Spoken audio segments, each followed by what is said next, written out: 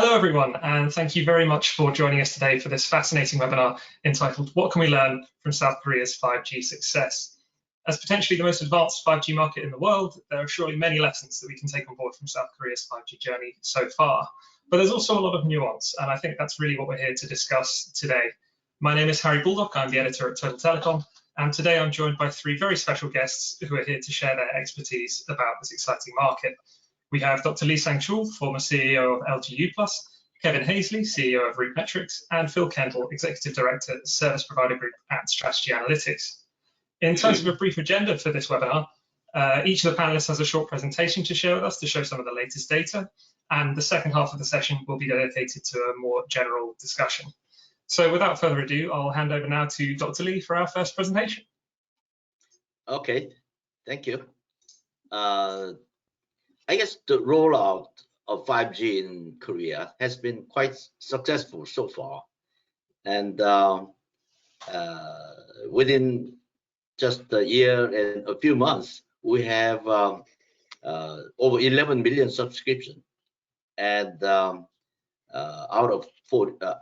of around 53 million. And 5G ARPU is around 37% more than 4G, and data usage has almost tripled, over the 4G. Now, many people ask, what's the reason that Korea has such a successful rollout of 5G? I guess, first of all, Korea has an experience of adapting new technologies, many new technologies. For example, we have world first trial of CDMA with Qualcomm, and the world first broadband internet, and of course world first 4G LTE. And every time consumers did have some benefits out of these new technologies. For 5G, I guess they again expect such benefits, and they received 5G quite naturally. Now, the real question is, next please. The real question is, next slide please. Okay. Is it really a success? What I mean by that is, have we really found the real value of 5G? If you see this slide for 2G, the value is mobility. You could move around. That's good, great value. For 3G, now we have internet in the mobile communications. So mobile internet, and 4G, of course, we have a value of a video. Everything is video now. Now, what is the value of 5G? It should be beyond video. And if you think about this, then I would say, well, we are half successful, but still long way to go to have a real success of 5G, to find the real value of it.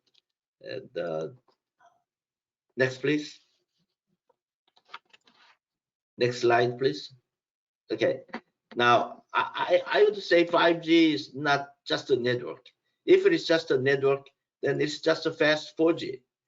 But I would say 5G network along with AI, cloud, IoT, and edge computing, and even blockchain.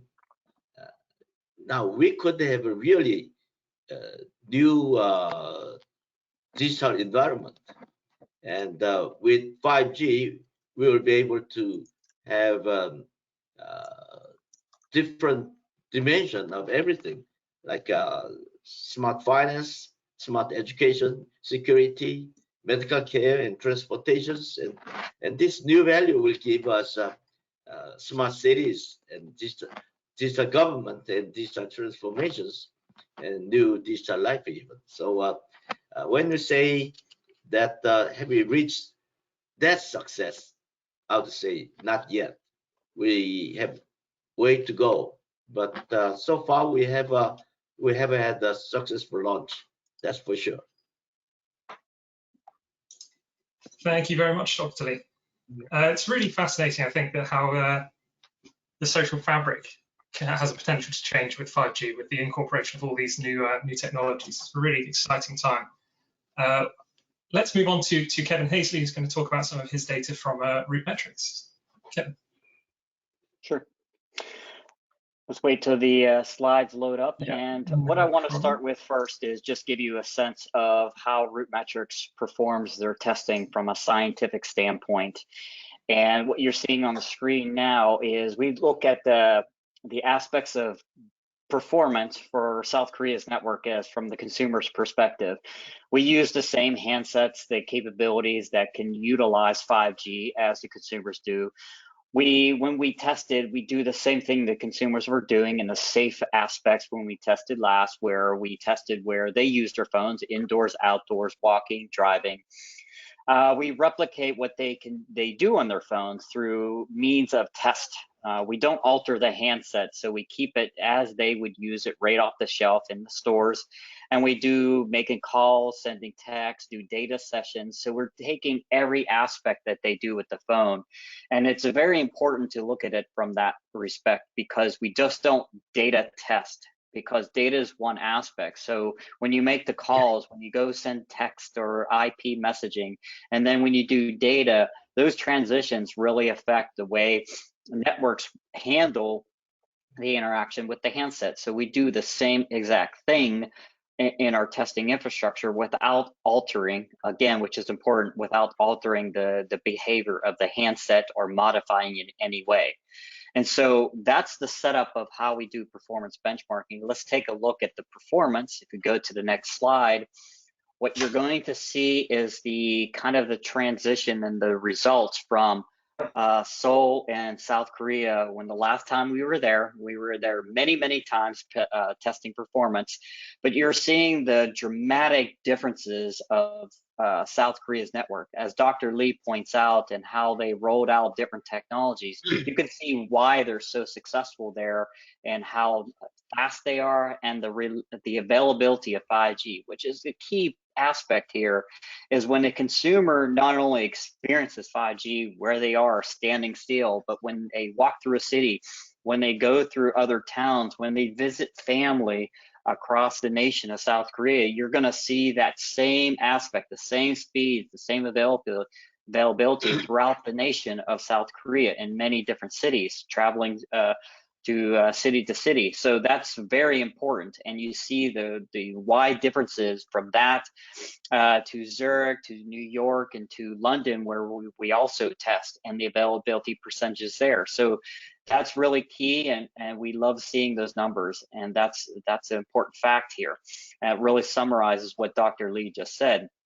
And then the speeds, of course, hitting 576 is the fastest, and again, really important, median speed, which is just almost think of it as the average, but focused on the typical use case that the consumer is going to experience. The consistency is the median speeds, and that is really kind of mind-blowing when you see that fast of speeds all the time where the consumers go. And so let's summarize it one more between the carriers in South Korea. So if we go on to the next slide, you'll see those differences of the carriers. And again, you know, I'll compliment Dr. Lee, his time at LGU Plus, and the superiority of what LGU has given to the market with speeds and availability in Seoul alone. And we've tested in 7 cities across South Korea last time we were there in late 2020. Everybody can see the results on our website. And if you have any questions, feel free to reach out to us. But the differences of KT versus LGU and SK, everybody is really competing at that very fast 5G, as well as the availability. And the slide shows you the difference between 2019, when first rolling out 5G, and where we are today with 2020. That's, you know, less than 1 year, and you already have a very high percentage of availability, as well as very fast median downloads. And it's not going to stop here. You're going to get more and more of this across all markets across the nation of Korea. So if we go one more slide, one thing to put in context to 5G is the use cases. And most important that we see in 5G, along with most other reporters and press in the marketplace, is what is 5G going to be good for? Of course, we always ask that question. It's good for a whole bunch of different use cases, but one that we can really tangibly hold on to is the fact that the market is changing to online and cloud gaming. We heard those terms. We heard it as a pipe dream in past, but now it's here in reality because Google Stadia, Amazon Luna, even Microsoft Xbox Cloud Gaming is here now that everybody can play. There are a lot of out of beta, a lot of public availability. You can do it now. You can go to Amazon Luna. You can play now. I've been doing that as well on my handset, an iPhone 12, and 5G here in the US. And it's really pretty impactful when you think about console gaming on your handset. And it's not a slimmed down version of the console gaming that everybody has played for many, many years. It is the actual console game that you can play against a console. Key point there, on your mobile phone, you're playing against somebody who's sitting in their home on a very big broadband connection. We are playing against them on a 5G connection, and we're winning because our latency is not such that you're behind a player in Fortnite and all of a sudden you get shot. We're not having those experiences. We're there live with them. So you're seeing some of the recommendations. So last slide I want to present is, okay, what is against the recommendations, what is the South Korea is presenting? And wow, here, this slide really tells it all. And it shows that the latency is there, the packet loss is there, and the jitter is there. So the online gaming experiences is something.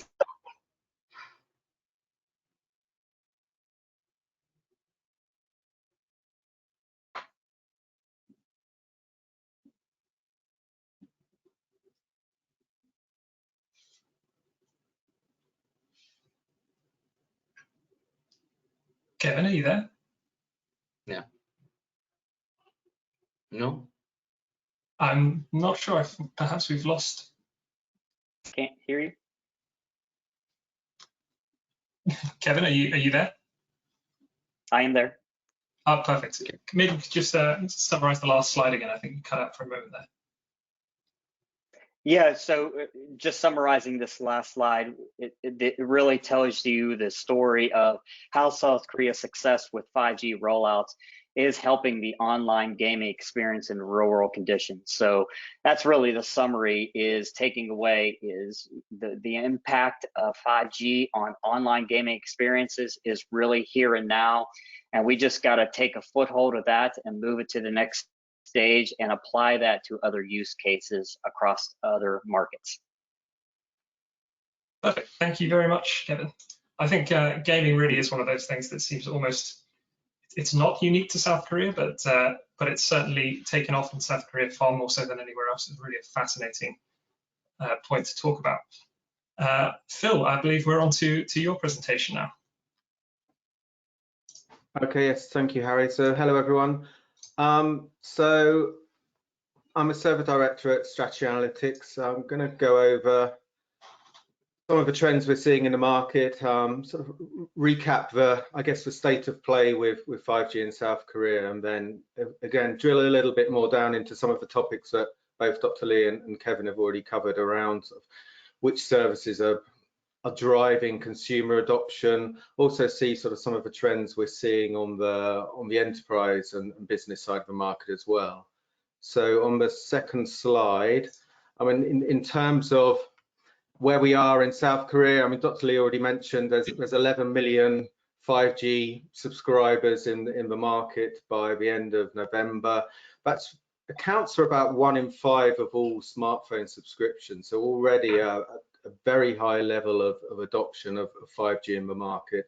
Sort of the services launched in April 2000 2020, so we're sorry 2019, so we're just over a year and a half into that. It's pretty impressive rate of sort of early adopter growth in the market. As you'll see in the bottom left here, you get these spikes in net adds growth in the market around the summer, particularly sort of August, generally linked to new smartphone launches from the vendors. So it is a market where the consumers are waiting for the latest and greatest sort of smartphone models to come out, and are sort of buying them in volume to sort of create these spikes in adoption. From a traffic point of view, I mean, 5G, those 15% of subscribers on 5G account for 40% of all cellular data traffic in the market. So these very high levels of use. Average usage across all subscribers on 5G was running at 26 gigabytes per month towards the end of last year. That compares to around 10 gig on 4G. So these sort of dramatic spikes in usage levels on 5G, but also the averages overall in the market are moving as well. So it's less a case of 26 gigabyte a month 4G users have been the first to move to 5G, and more a case of kind of everybody's increasing their usage, and the 5G is very much sort of an incremental traffic profile that we see in the market. So on the next slide, you'll see that, I mean, sort of drilling down a little bit into those usage levels. One of the priorities of the operators has been really to build service propositions that encourage users up the value chain, sort of layering in more and more services into higher value tariff plans to try and sort of stimulate spend levels. As a rule, the majority of 5G plans in Korea offer unlimited data. There's some cheaper options that don't, but around sort of 70+% of subscribers are buying into the unlimited data plans. And clearly the challenge you have there is once you've got an unlimited plan, how do you get someone to spend sort of $10 more or $15 more if they've already got unlimited data? So there's been a lot of work to bundle in subscriptions, whether it's cloud gaming subscriptions, VR, AR, sort of other video services, as a means of trying to encourage higher spend as users want to access that content that's bundled into their services. And we see sort of good adoption rates there. And we're seeing within the unlimited plan market sort of average usage of around sort of 35 gigabytes a month on 5G. So some good average usage levels really driving adoption. I mean, and in terms of what consumers are doing on 5G versus 4G, certainly the operators talk about sort of significantly higher levels of cloud gaming use. So the gaming volumes are around sort of 3% higher on 5G than 4G. We see similar spikes in video use overall, but within that sort of the VR side of the market is one where there are sort of these dramatically higher usage levels on 5G compared to 4G. So on the next slide, within those service areas, so really these are the three sort of key services that the operators in the consumer space have tried to attach their 5G value propositions and their brands to. It's gaming, it's VR, AR content, and it's video streaming service. So really ultra high definition video streaming, sort of moving into that more immersive experience. And what we see across the operators and across these services is a range of approaches on how you get that content to consumers. Sort of, do you go out and build your own platform and create your own content, or are you partnering with existing brands in the market? The model we've generally seen is in the gaming space, more partnerships. I mean, Kevin's already mentioned sort of Google Stadia, Microsoft Xbox, U+ work with Nvidia with their gaming platform. So these real sort of big hitters are very much active in the Korean market. I think the interesting one here is in the VR AR space. I mean, the challenge is there's no huge global library of high quality sort of compelling VR content out there that the operators can partner with. So in most instances, the operators have gone out to create their own content. U+ is probably one of the more interesting operators here. I mean, it's following a path similar to the others, but perhaps it's been a little more aggressive in what it's done there. But most of the operators have built their own volumetric video capture studios, so they are content creators in their own right, because they just couldn't really afford to wait for somebody, for a big Hollywood studio or someone else to sort of create masses of VR content. The challenge they faced, and the one that they've really risen to, is let's identify what VR content consumers in our local market will be interested in, and if we can't find a partner who's already creating that, let's go out and create that ourselves. So on the next slide, I drill into that in a little more detail.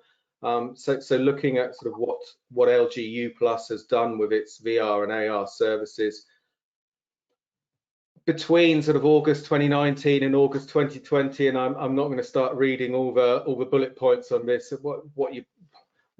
guess the point I'm really trying to emphasize is there has been this sort of dramatic growth in the content that LG U+ has brought to market. So they're running at about sort of 5 times the VR content over this little over a year timeline, around sort of 3 to 4 times the AR content that they've created. So it is very much a continuous sort of development exercise. You can't create or source 2,000 pieces of VR content and sit back and let consumers use that. Obviously, once I've watched one piece of content on VR, I'm not going to view the same piece of content every week for the next year. I need to see new interesting services from a consumer point of view, new sort of content that I can tap into and re-engage with, and really sort of U+, alongside the other operators, have put a lot of effort into trying to create that sort of continual cycle of new and compelling content.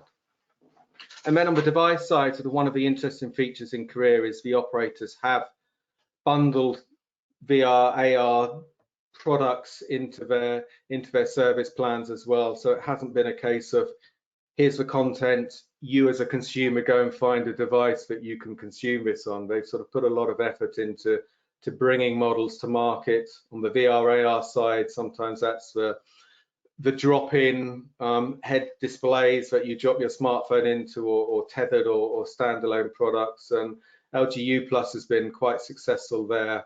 Around sort of 1 in 8, or the devices it shipped in the VR, AR space account for about sort of 1 in 8 of the 5G subscribers on its network. So sort of quite good levels of adoption from the device side. Then on the next slide, I guess sort of turning to the business side of the market. Again, we're seeing operators take quite impressive steps in Korea compared to a lot of other 5G markets.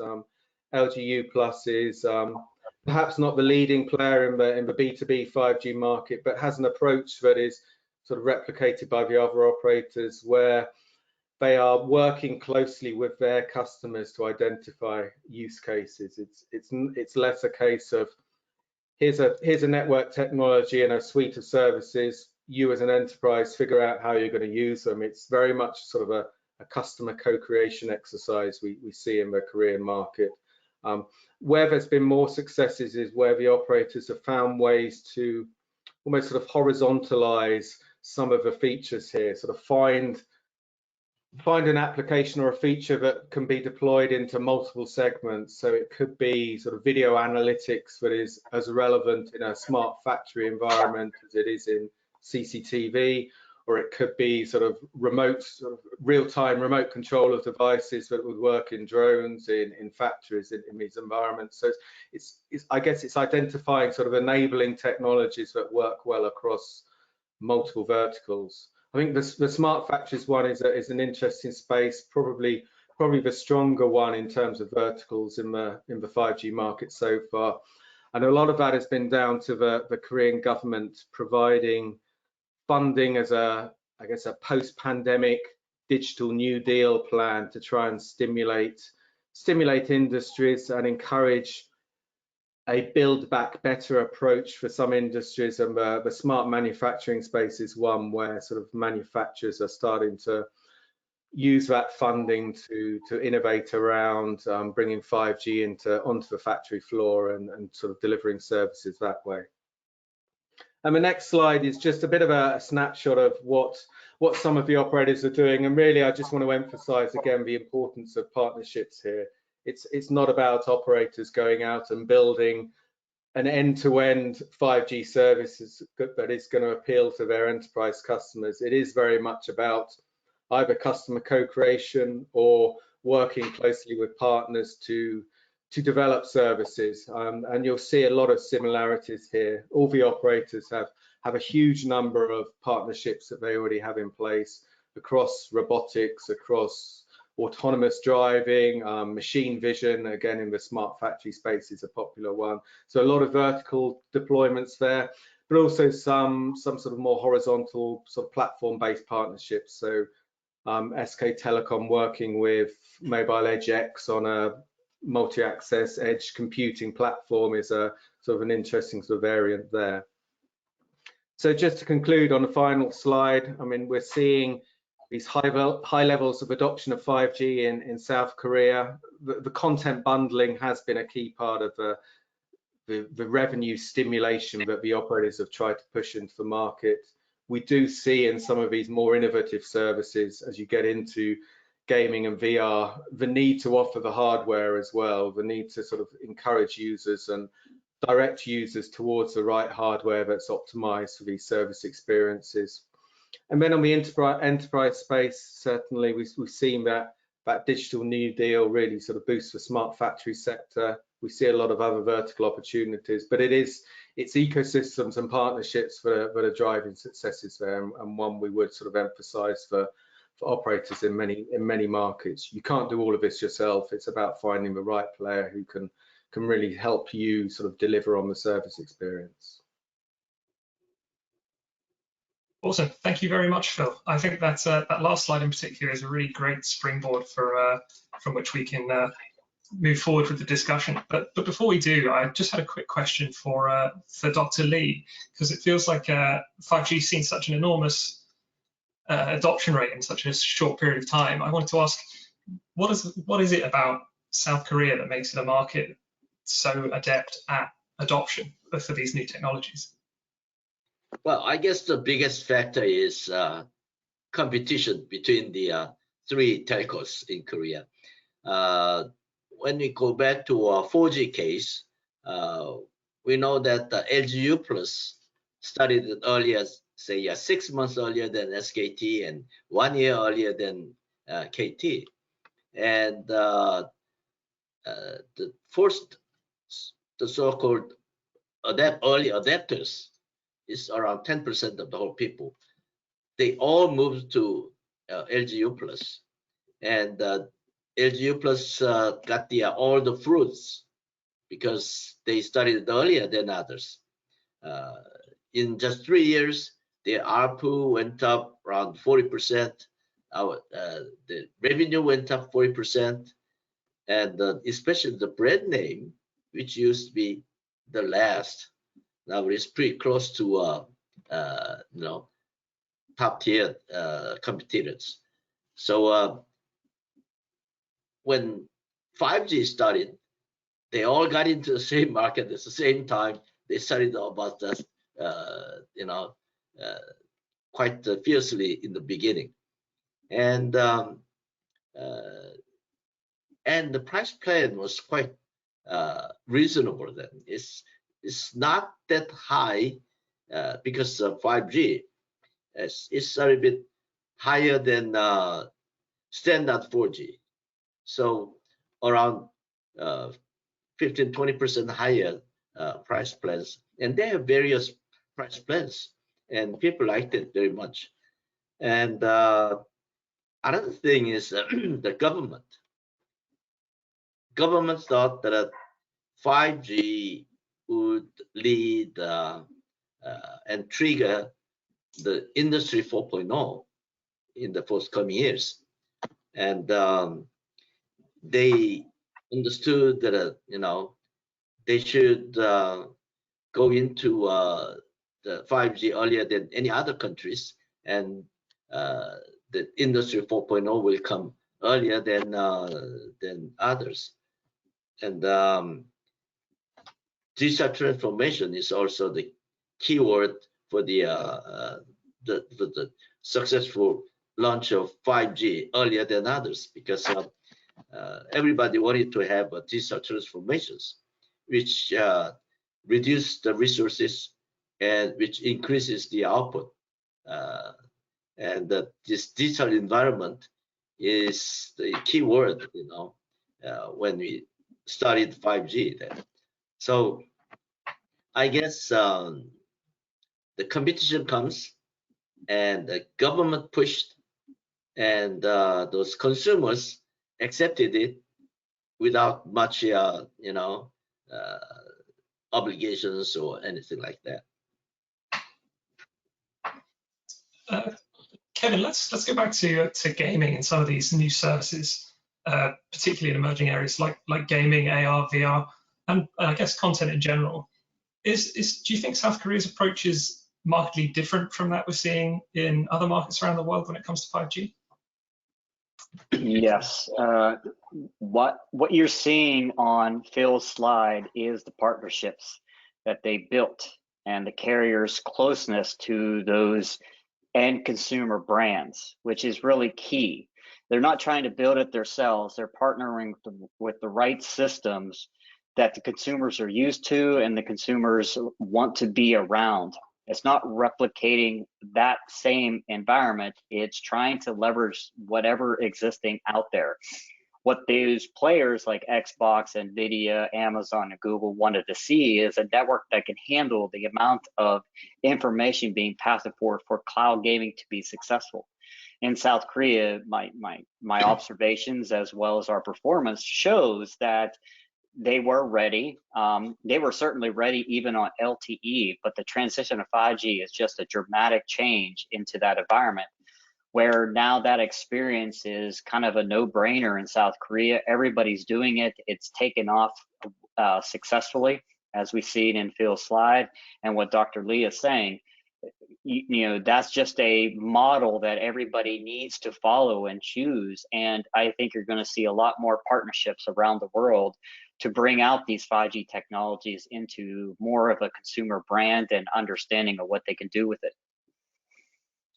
Phil, do you have anything to add to that? Yeah, definitely. I mean, and I think when we look at other countries, I mean, again, feels like we're bigging up each other's content here, but I'd probably point back to Kevin's slide, sort of showing the 5G availability by different sort of major cities. I mean, the London figures were clearly on a different scale to Seoul in terms of the availability of 5G, and if to the extent that these services are dependent on a really high quality network experience, I think that the Korean operators have always gone out hard and fast and sort of built the quality network to really sort of show off the service experiences. I think when we look in I guess the European market in general, a lot of the wave of 5G growth over the last sort of year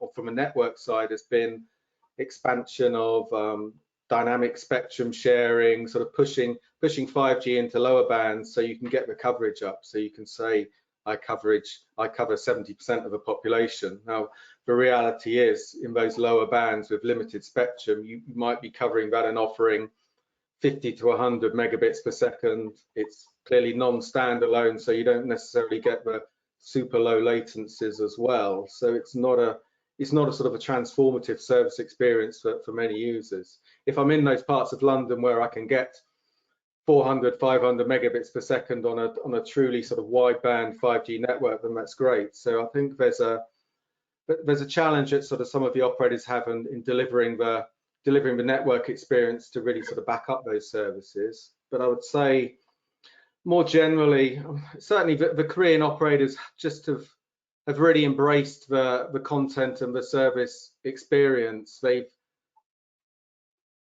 almost sort of educated users about what they can do with 5G by bundling those into the core service proposition. I think when I look at the average European operator as an example, you quite often find cloud gaming might be part of the package. It might be a first 3 months free sort of introductory offer of a subscription, but by and large, more of the operators in Europe have put up the network and kind of sat back and told the consumers to figure out what they want to do with it. Whereas there's a lot more guidance from the Korean operators by here's your 5G package, and it includes these advanced features that you can't do on 4G, or you can't do particularly well on 4G. So I think sort of the operators in Korea are really sort of leading in terms of sort of influencing that usage through sort of bundling and package creation and executing on the network side.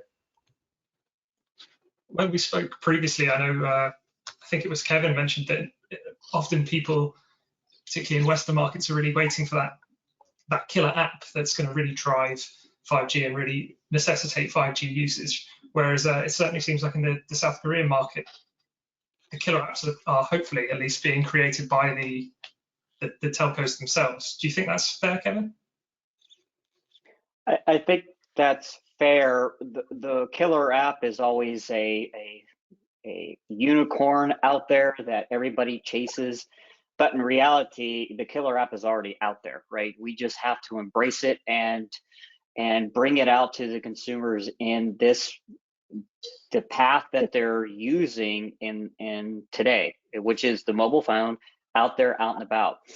Unfortunately, COVID brought us all back in where you're dedicated to an ISP broadband, but more and more broadbands are also suffering. So what does consumers switch to when they're trying to make phone calls? It's switched to a mobile phone. And if you can imagine doing what we're doing on a mobile handset connection, that's impossible on LTE, but it's reality on 5G. So what I'd like to see, and where our performance testing shows, is carriers from around the world embracing Zoom, embracing GoToWebinar, embracing all these technologies that we're actually forced to use now at home on the 5G connection. Bring up your mobile phone, bring up a display, connect it to your mobile phone that all phones can do now through the HDMI connection or USB connection or Lightning connection, and all of a sudden you have your laptop right there in your hand that can do these sessions.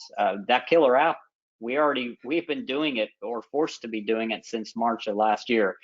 So let all carriers just say, hey, if you want to work from home, come to our network and work from home there. Dr. Lee, earlier you mentioned the role of the government, and I wanted to ask you about that in a little more detail. What exactly has been the government role in the 5G rollout so far? It certainly sounds from the discussion so far that it's been very much driven by the telcos more so than the government themselves. Well, Korean government has sought for the long future in digital environment. For example, building a smart city, smart transportation, and smart services to people, and remote measurement of the electric meters, or running water meters, and everything. So they thought that, hey, this 5G is a great tool. It's a great network that will enable, the building such a smart thing. And especially when the autonomous cars coming, 5G will be really, I think that's the killer app, by the way. 5G will be used widely. And the thing is, 5G should reduce the big data from the video into a small data, and they carry around to provide the new value and new solutions with 5G. So government sort of realized that, and they pushed to have 5G earlier than others. Do you have the slide for that? The government, I do. Yeah, I have government's roles. Okay, so when they started, government and had a special task force with industries, mostly with operators, and some other industries who are building equipment and devices and so on. And then in that task force, they sort of mobilize who should do what and that kind of things. And they also built a huge test bed in the city, and they let people come and test all the 5G related systems.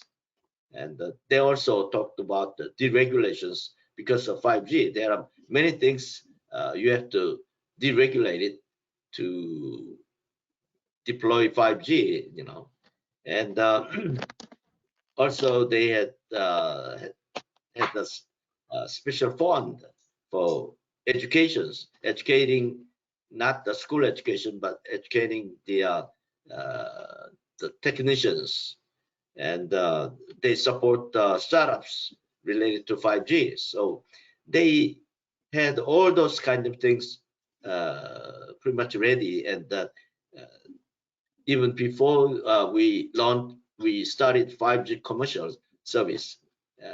Government drove this kind of things along with the operators and industries, and it worked pretty well. So I would say it takes government's role to have a successful rollout of 5G. Thank you very much. Bill, do you think the government's role is, again, we don't want to say replicable in other markets, because as we keep saying, every market is different and requires a different touch and a different kind of legislative approach. But do you think there are lessons to be learned in terms of the government for other markets, like European market or the US, for example?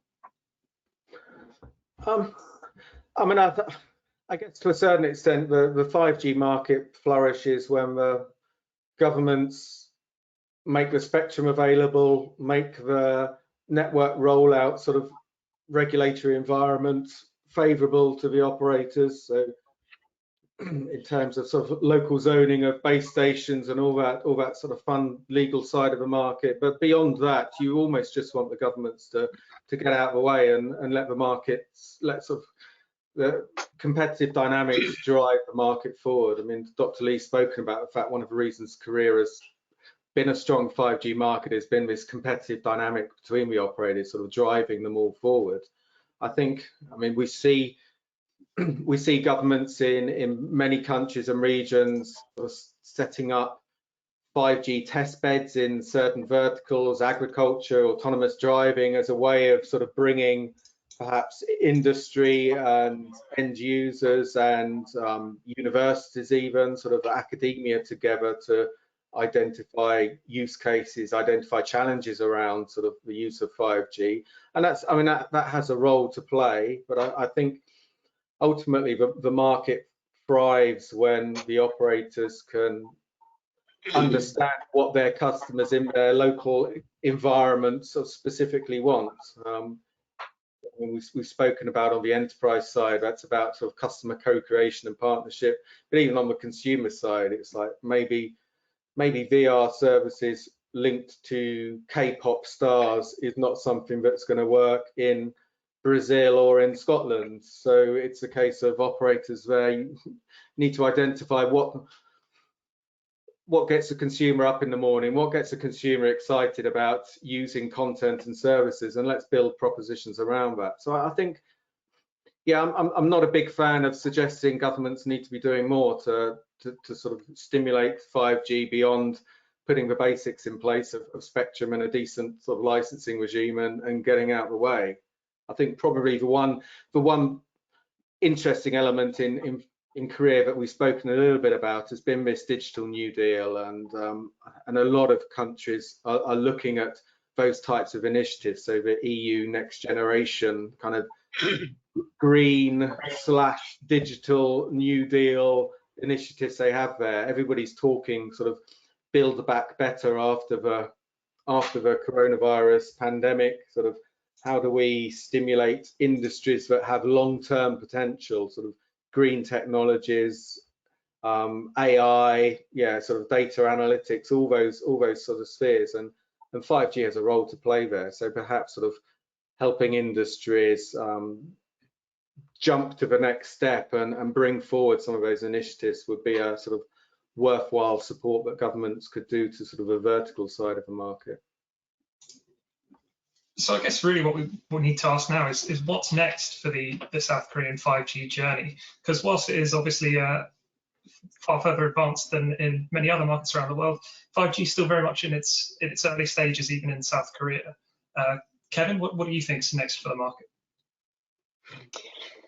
The continuation of movement in 5G across the nation is definitely key. There's still a lot of work for availability to grow more and more, increase the speeds and increase the capabilities. But the other aspect is some of those key partnerships flourishing and coming to truth in more of the helping humans just live where they are when it comes to robotics, factories, enterprise, all those other aspects. I think one of the key attributes, and you see some of the partnerships that they're setting up, is really around the consumer. So now I think the next stage is exposing that to other segments and industries faster than it's happening.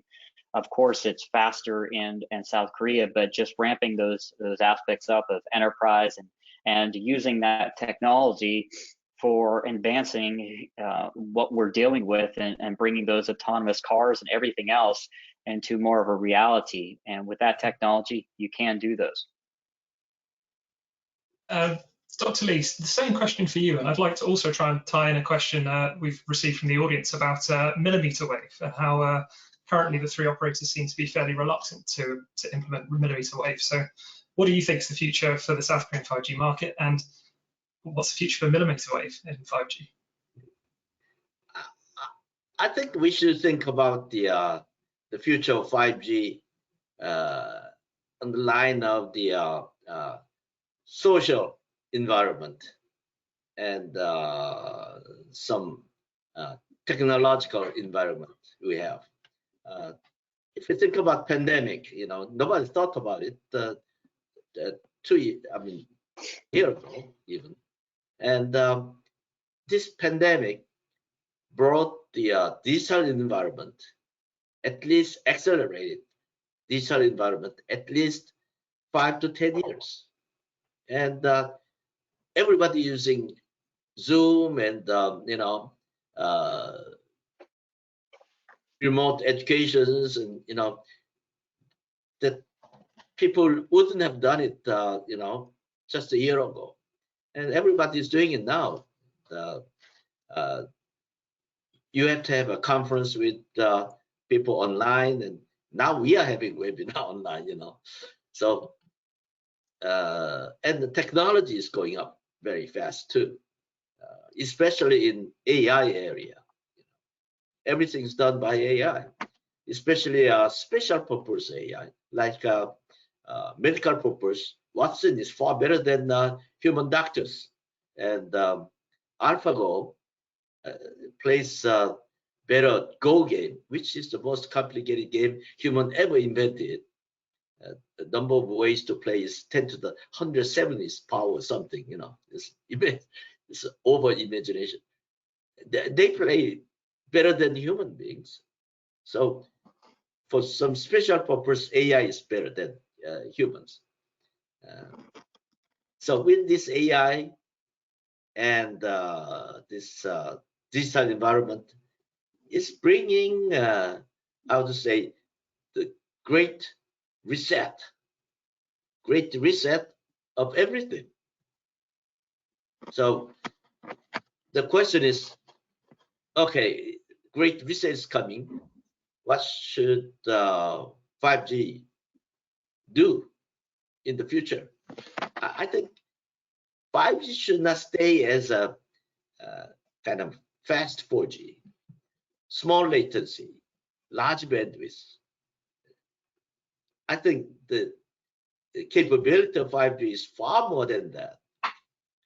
If and only if you're working with AI, edge computing, along with IoTs, and cloud, and even with the blockchain, that whole thing will change, and the great reset will come much earlier than we think, you know. So I should think 5G as a system, not just a network. When we think of 5G as a system, then whole new horizon opens. And I think that's what the future should be of 5G. Of course, with AR and VR and you know, all good technologies coming in, and we're gonna have see the unseen things. We're gonna experience unexperienced things, and it's a whole new experience. You can never jump from the cliff in your whole lifetime, and you will be able to do that. Everything through this 5G and AR, VR, and AI and everything. So I think human thinking will change, and that's where the 5G's role really is. 5G should play a key role there, and we should. I think we are the people who should build the great reset and great world to the people. I think it is really fascinating that it's not just the technology that's changing, but like you say, it's people's attitudes towards that technology that are changing. Phil, do you have any thoughts for the next steps for the South Korean market? Yeah, perhaps starting with your audience question. I mean, certainly, clearly, non-standalone 5G, as it's sort of widely deployed in Korea, is very much sort of a first step in the journey here. We're going to see definitely this year more sort of standalone 5G activity, so more vertical sort of customized opportunities around sort of network slicing and what can be delivered there. The millimeter wave part, I mean, certainly, I mean, when we talk to the operators, it's something they're exploring. I think definitely from a in-building enterprise application point of view, there's some interest there.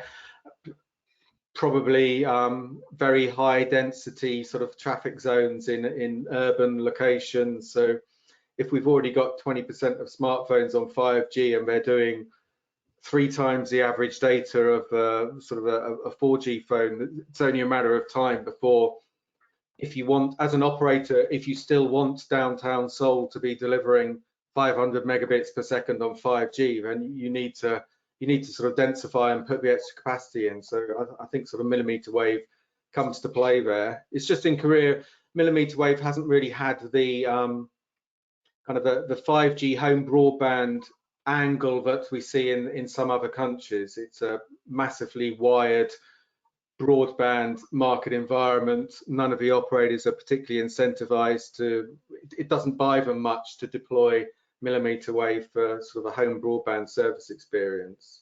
But I think from a service point of view, in terms of how we see what we see evolving, I mean, one of the terms in the government sort of digital New Deal story is untacked industries. I think sort of the idea of sort of non-contact experiences that we increasingly are going to have. So I mean, both sort of Kevin and Dr. Lee have spoken about that, whether that is my remote consultation with a doctor, my working from home, that untacked sector is something that the government are sort of supporting funding for, and it embraces everything, sort of robotics for home delivery and all of those areas. And I think, I mean, it doesn't transform the world overnight. It's not suddenly this massive sort of pot of money that's going to make U+ and KT and SK Telecom sort of twice as profitable next year as they are this year. But certainly there's a lot of these areas. It's not a, there's no, as most of us have said, there's no sort of killer application here. There's a lot of sort of new service experiences, new platforms that the operators will use to sort of deliver these incremental gains, and certainly sort of the social change we're seeing and the need for these sort of more more non-contact experiences, sort of taking more of my life online is something that 5G is sort of well set up to support. I think we have about 5 minutes left of the session, so I'd really like to ask all three of you just for some brief kind of final thoughts or final lessons that telcos in other markets can take away from South Korea's experience so far. So Kevin, what would you say are the kind of key lessons for telcos? One of the things that, it takes us a while to think of these answers because they're doing everything in the right capacity to build out these networks. I think really what we've learned in South Korea and what we've seen in basically reality, if you go to South Korea and watch what everybody does with these technologies, they need these technologies, they want these technologies, then they will use them. We don't want to take the opinion of build it and they will come. We want to say just go ahead, create the technologies. They're already asking for it. So let's get that technology out to their hands and build the use cases around there that will just be part of their lives and adapt to it. We mentioned several times of all these use cases. Let's just get it out there, create the partnerships, and get the technology to the consumer hands. Dr. Lee, your final thoughts? Yeah, right. I think 5G, they're saying that 4G is fast enough, and why do we need 5G? And what would be the killer app of 5G? But it's a matter of 1 or 2 years. 5G will come in, and they will be used as a commodity of everything, like the 4G is doing now. So, for example, with AR and VR, you need 5G, and autonomous cars, you have every car is carrying 10 video, outputs to 5G network, and you need 5G for that.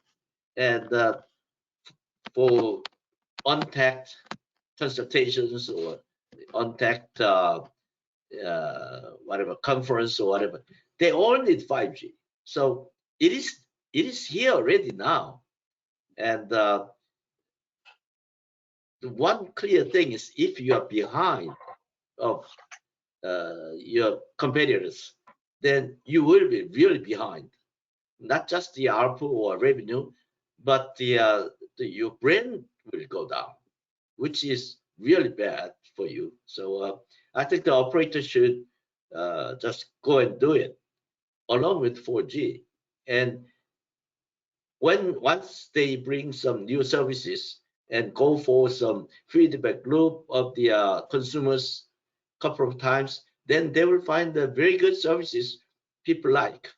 Once you have their services, then you're on. So it's not that easy. It's not that hard to find the killer app of yourself. And I would say, don't worry too much. It surely will pay off. And pretty soon, everybody will enjoy 5G. Phil, your final lessons for telcos outside of the Korean market? Yeah, that was a nice optimistic note to end on. So hopefully I won't ruin it too much for the audience. But I guess, as I said earlier, K-pop and baseball and golf have been sort of huge sort of content drivers in the Korean market. That's clearly a very sort of local experience. I think for operators around the world, it's really understand, what do your local consumers want to consume? What are the key needs that your enterprise customers have? And it's find the content, find the partnerships to deliver the applications that meet those needs. So it is really, it's not a case of copy what the Koreans are offering. It's just sort of copy the partnership and ecosystem models they have. And probably the only other point I'd make is, and please don't under deliver on the network.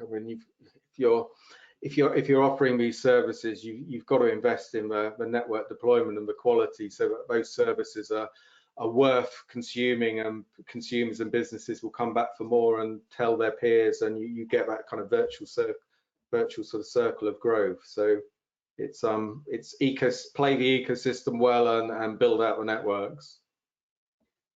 Guys, thank you very much for your time today. It's been a really fascinating discussion, and I'm sure the audience have really enjoyed it as well. So thank you all for being here. Okay, thank you very much. Thank you guys. Speak to you all soon.